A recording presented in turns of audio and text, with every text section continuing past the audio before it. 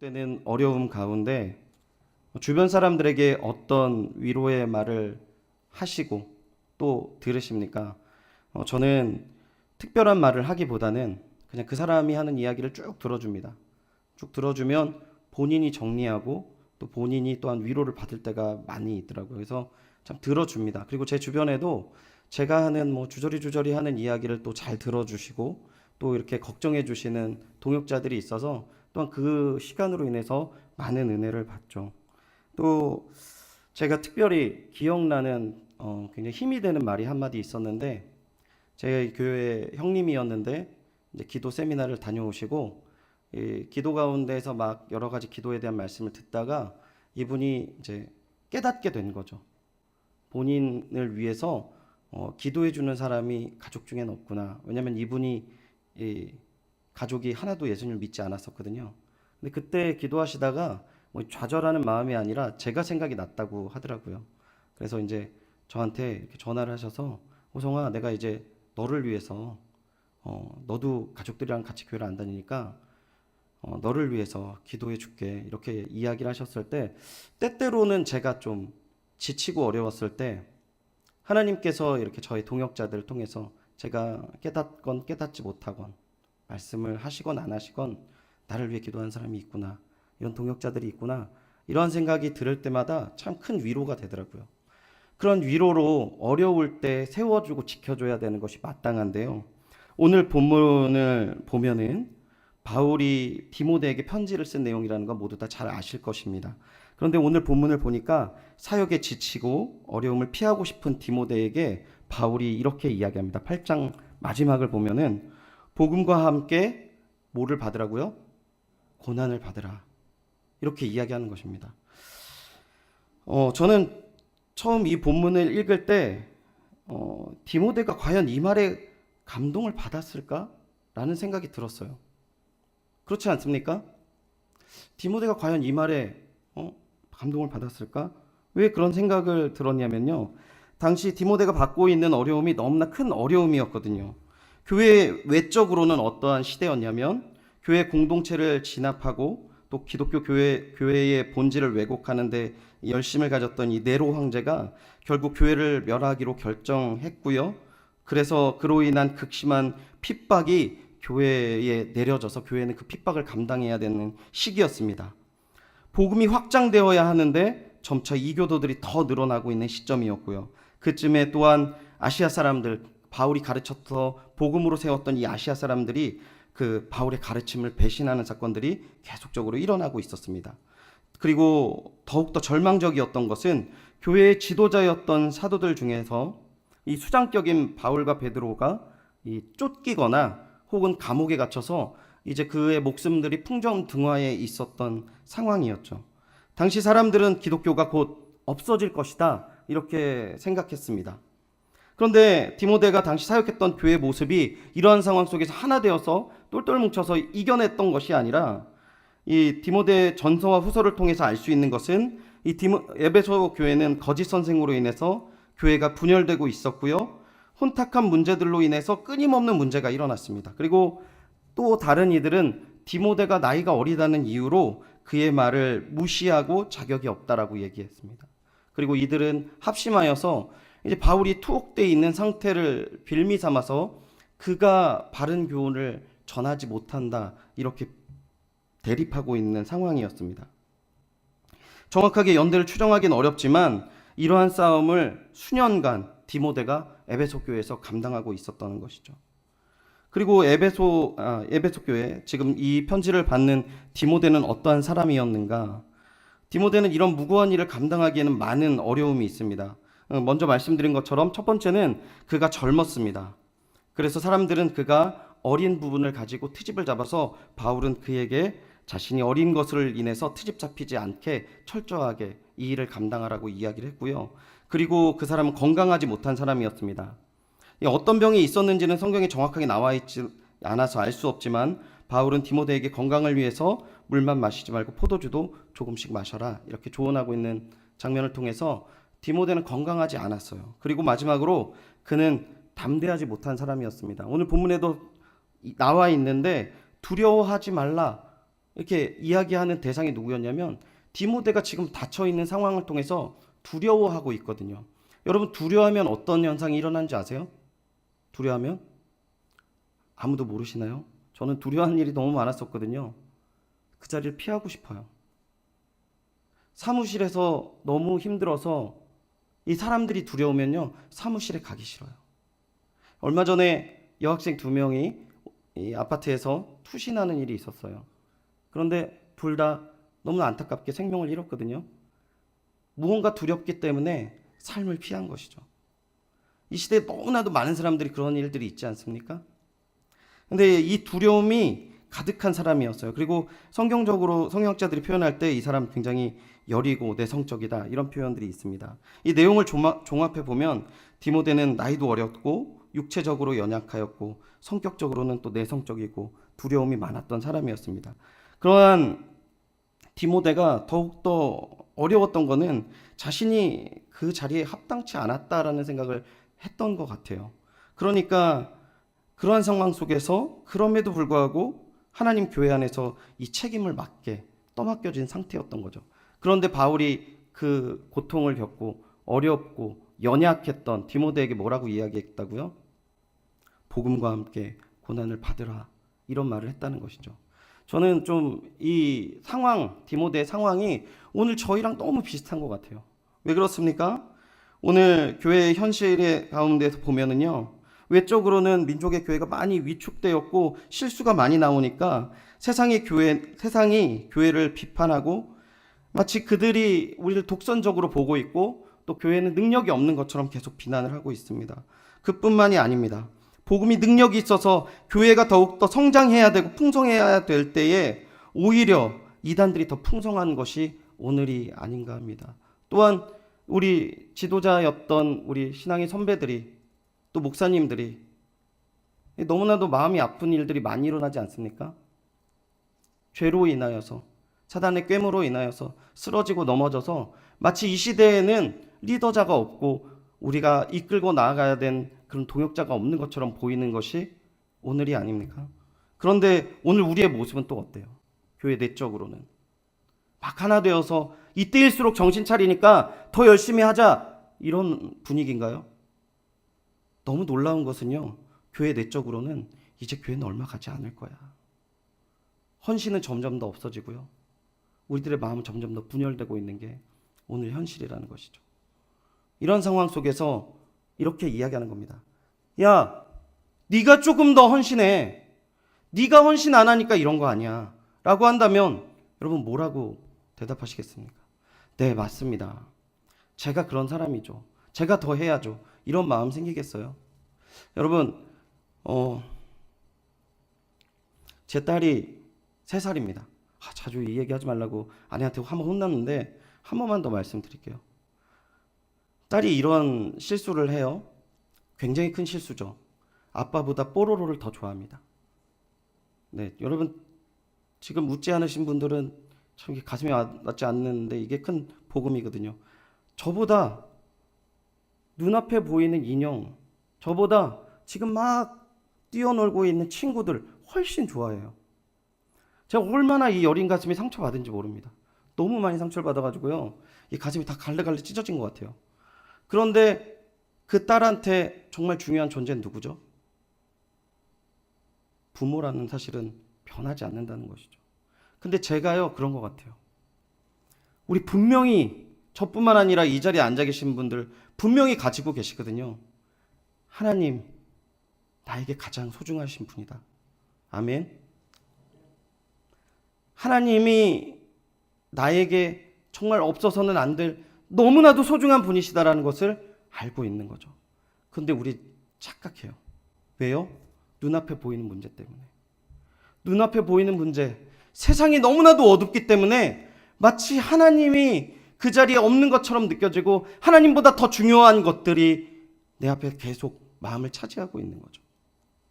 그러한 상황 속에서 디모데에게 바울이 복음과 함께 고난을 받으라, 이렇게 이야기를 합니다. 근데 너무 놀라운 것이 있어요. 디모데가 바울의 이러한 권면에 어떻게 반응했는지 성경에는 어떻게 나와 있는지 결론은 나와 있지 않습니다. 그런데요, 오늘 요한계시록 2장 2절에서 3절을 보면 에베소 교회가 어떤 교회에 있는지를 표현하고 있어요.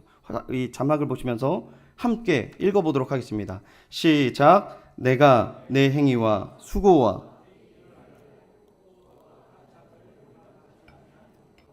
자칭 사도라 하되 아닌 자들을 시험하여 그의 거짓된 것을 내가 드러낸 것과 또 내가 참고 내 이름을 위하여 견디고 게으르지 아니한 것을 아노니 그러나 너를 책망할 것이 있나니 너는 이 처음 사랑을 버렸느니라. 아멘. 에베소 교회를 하나님께서 질책하는 목소리가 분명히 있지만 에베소 교회가 어떤 교회였습니까? 인내하는 교회였고요. 악한 자를 용납하지 않았고 거짓 선생을 분별했던 모습을 분명하게 이야기하고 있어요. 어떻게 되었을까요? 최소한 디모데는 그 자리를 벗어나지 않았다는 거예요. 디모데가 사역을 잘했는지는 모르겠어요. 근데 디모데는 그 자리를 지켰어요. 왜냐하면 디모데 전후서에 나타나 있는 바울의 권면이 이 안에서 다 성취되고 있는 것들을 성경은 증거하고 있거든요. 저는 오늘 바울의 이 권면을 통해서 디모데가 끝까지 주의 일을 감당했던 것처럼 오늘 우리에게 맡겨진 주의 일을 주님이 주시는 위로를 받고 세임을 얻어서 힘차게 주의 일을 감당하는 귀한 은혜를 누리고 깨달아서 주님을 바라보며 함께 걸어가는 주의 귀한 동역자가 되시기를 축원드립니다. 그러면 어떤 위로를 받았을까요? 8절을 보면은요, 그러므로라고 시작을 합니다. 이 그러므로라는 것은 앞문장을 받는 결과적으로 받는 내용이잖아요. 그러니까 앞에 문장을 보면은요, 첫 번째 이야기하는 것은 이미 주께서 우리에게 감당할 힘을 주셨다라고 이야기합니다. 6절 다시 한번 읽어볼까요? 함께 읽어보겠습니다. 시작. 그러므로 내가 나의 안수함으로 내 속에 있는 하나님의 은사를 다시 불릴 듯 하기 위하여 너로 생각하게 하노니, 참 한글말이 어렵다는 사실을 다시 한번 깨닫게 되는데요. 좀 더 쉽게 이해하기 위해서 유진 피터슨이 쓴 메시지라는 성경에서 동일한 부분을 제가 읽어드리겠습니다. 내가 그대에게 안수하고 기도할 때 그때 받은 특별한 사역의 은사도 떠오르는군요. 그 은사를 계속 타오르게 하십시오. 이렇게 이야기하는 겁니다. 그러니까 바울은 디모데에게 하나님께서 주신 은사가 있다는 사실을 상기시키고 있는 것이죠. 하나님께서 바울과 장로들로 하여금 이 디모데를 안수하고 전도사로 세울 때 분명히 이 전도자의 직분을 제대로 감당할 수 있게, 사역자의 직분을 제대로 감당할 수 있게 뭐를 주셨다고요? 은사를 주셨다는 거죠.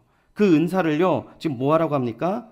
다시 불일 듯이 계속 타오르게 하라, 이렇게 권면하고 있습니다. 이 불일 듯이 하다, 이 단어는요, 쟤들이 이제 막 타오르고 나서 재가 있지 않습니까? 이 재가 점점 이제 불씨를 잃어가는 거죠. 아무것도 없어서. 점점 그 잃어가는 상태를 해서 다시금 새롭게 불을 활짝 일으켜라, 이런 의미입니다. 그러면 이 본문에 대해서 우리가 두 가지 궁금한 게 나타나는데, 첫 번째는 어떻게 불릴 듯이 일으키는가라는 문제입니다. 두 번째는요, 그 은사는 무엇인가라는 것이죠. 이 은사에 대해서는 이 7절에 나와 있는데, 어떻게 우리가 은혜를 이렇게 다시금 할 수 있을까라고 얘기했을 때, 그냥 보편적으로 우리 개혁교회에서 이야기하는 것은 세 가지가 있습니다. 참된 말씀의 선포와 성례와 권징이죠. 그리고 우리 신앙생활 가운데에서 정말 필수적으로 해야 되는 건 무엇입니까? 날마다 기도하고 하나님의 일들을 묵상해서 주님과 함께 맡겨진 일들을 감당하라는 것이죠. 말이 쉽습니다. 그죠? 우리가 예배하지 않습니까? 우리가 기도하지 않습니까? 근데 왜 같이 이 불일 듯이 주신 은혜와 사랑을 누리지 못하고 과거를 기억하지 못하는 것입니까? 지난 월요일부터 금요일까지 매일 오전 6시에서 소 예배실에서 모여서 여름 수련회를 위한 교사 기도 시간을 가졌습니다. 특별히 교역자분들 외에 우리 교사분들 몇몇 분들 매일 아침 식사와 반주로, 그리고 자신이 할 수 있는 작은 일도로 봉사를 해주시는 모습 속에서 더 많은 은혜를 누릴 수 있었고요. 너무 놀라웠던 것은 아무 일 하지 않고 한 분 한 분 늘어가시는데 그게 너무나도 큰 은혜였습니다. 너무 놀라웠습니다. 하루하루 하나님께서 주시는 귀한 은혜로 함께 모여서 찬양하고 말씀 듣고 기도하는 시간을 갖게 되었는데, 제가 이 시간을 통해서 참 많은 것들이 회복되었어요. 이 목사님과 전도사님이 얼마나 칼을 가르면서 이 시간을 준비하고 말씀을 전했는지 저를 엄청 긴장시킬 정도로, 와, 이게 금요기도에 제가 인도해야 되는데 점점 하루하루 제가 부담이 가는 거예요. 그만큼 제가 은혜를 너무 많이 받았거든요. 근데 이 시간을 통해서 제가 어떤 은혜를 받았나, 제가 처음 하나님 앞에서 예배의 기쁨이 어떠한 것이라는 것을 느낄 수 있었어요. 하나님 앞에 나아가는 것이 얼마나 기쁜지 제가 느낄 수 있었어요.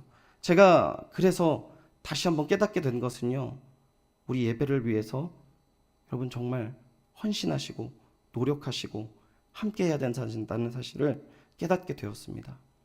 그러기 위해서는 어떻게 해야 될까요? 여러분, 연희교회에 우리에게 주어주신 하나님의 이 예배의 모든 순간들, 그리고 우리 아이들이 수련회 가서 많은 은혜 받아야죠.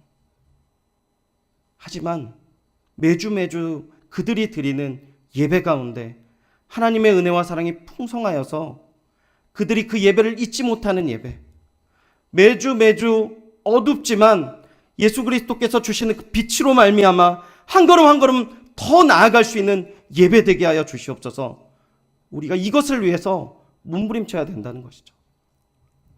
너무 사실은 부끄러운 건요, 그럼 제가 예배를 담당할 때 너무 잘해야 되잖아요. 이 말씀 드릴 게 너무 부끄러운 거예요, 제가. 저는 근데 오늘 한 주간 동안 우리 귀한 동역자를 통해서 많이 회개하고 하나님 앞에 잘해야 되겠구나. 정말 이게 너무나도 중요하구나. 주 예수 그리스도의 귀한 은혜와 사랑으로 예배가 회복되어지고 예배를 사모하는 마음이 우리 연희교회에 가득하시기를 축원드립니다. 그렇다면 우리에게 주신 은사가 무엇입니까? 우리 7절을 같이 한번 읽어보겠습니다. 시작. 하나님이 우리에게 주신 것은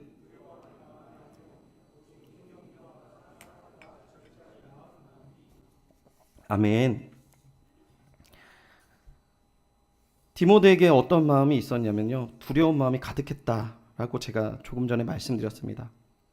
여기서 말하는 이 두려운 마음은 사역자들이 가져야 될 담대한 것과는 반대로 겁을 먹고 심약해지는 상태라고 또 제가 말씀드렸죠.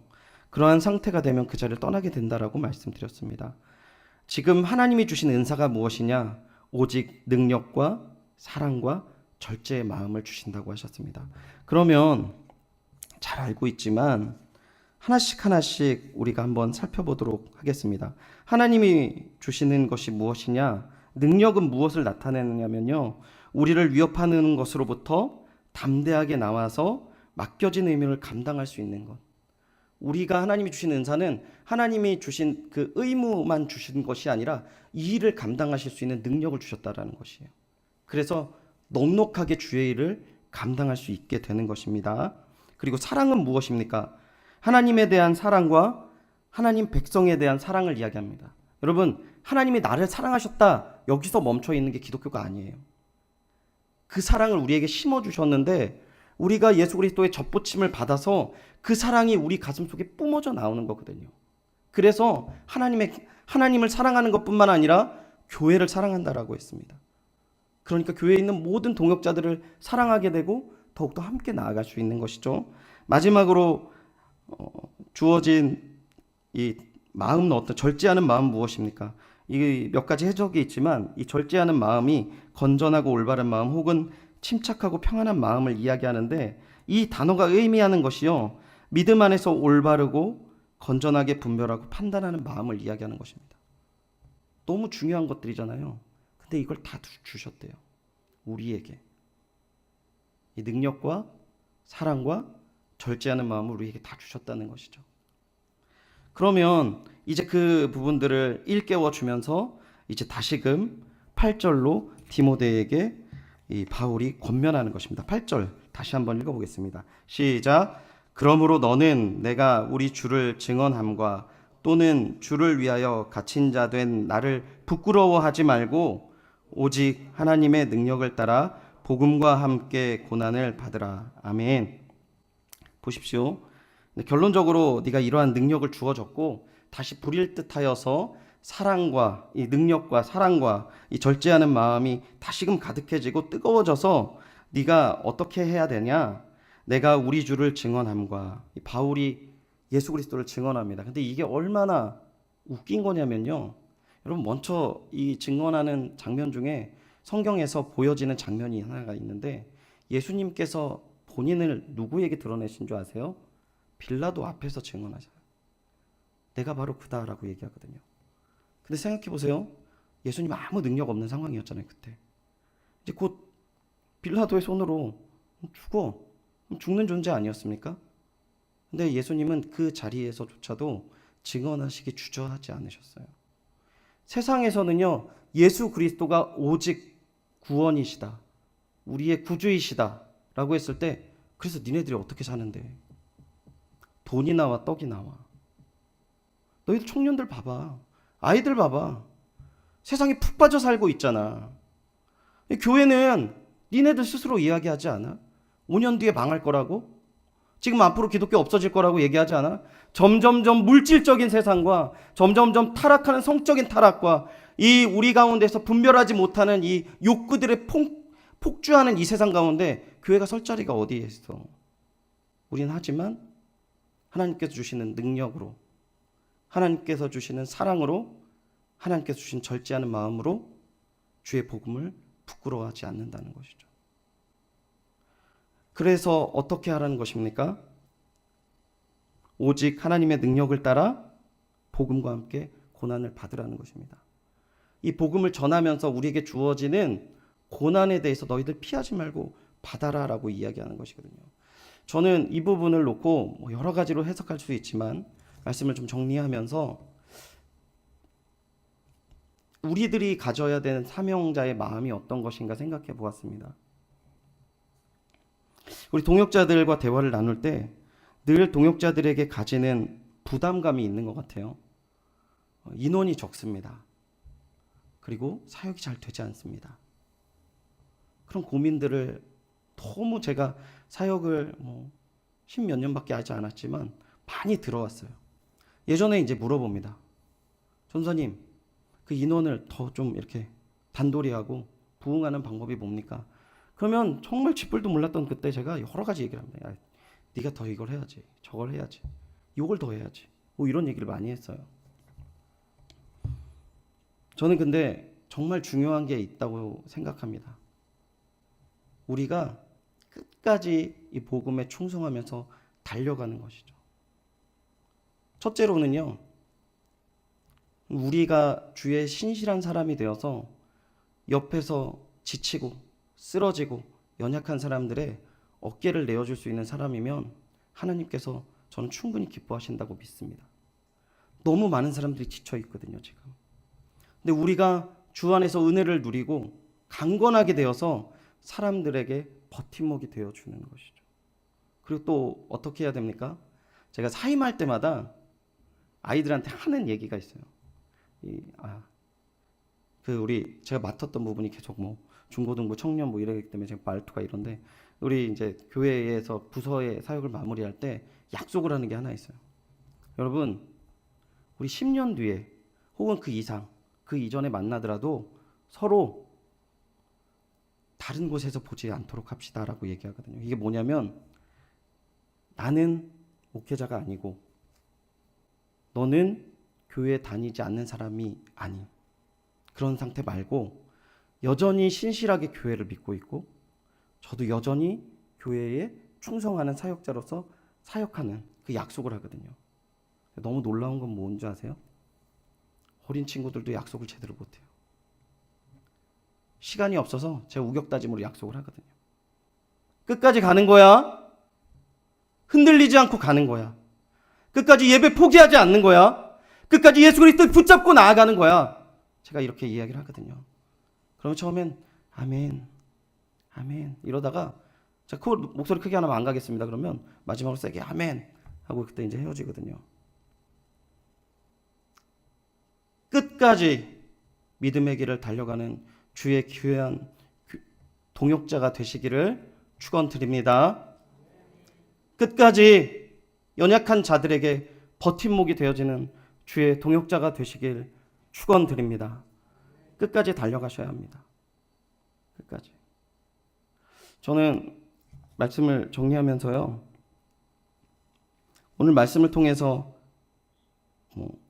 이렇게 가야 됩니다 라고 말씀드리는 게 아니라 함께 이렇게 달려가기를 바라는 마음이 있는데, 우리 이런 마음을 가지고 한 가지 같이 찬양했으면 좋은 것은요, 이 새벽에 우리 전도사님들이 이 찬양을 할 때 참 마음이 새롭게 좀 도전이 되는 부분이 있었는데, 이러한 찬양입니다. 우리 오늘 눈물로 한 알의 씨앗을 심는다. 꿈꿀 수 없어 무너진 가슴에 저들의 푸른 꿈 다시 돋아나도록 우리 함께 땀 흘려 소망의 길을 만든다. 내일로 가는 길을 찾지 못했던 저들 노래하며 달려간 그 길, 그날에 우리 보리라. 새벽 이슬 같은 저들이 일어나 뜨거운 가슴 사랑의 손으로 이 땅 치유하며 행진할 때 오래 황폐하였던 이 땅 어디서나 순결한 꽃들 피어나고 푸른 의의 나무가 가득한 세상 우리 함께 보리라. 오늘 믿음의 첫 세대만 누리는 그런 은혜의 길들을 다음 세대가 더 풍성하게 누려질 줄 믿습니다. 여기에서 그 다음 세대 부흥과 하나님의 일하심을 기대해서 버팀목이 되어주시고 끝까지 달려가실 여러분을 통해서 이 일이 성취될 줄 믿습니다.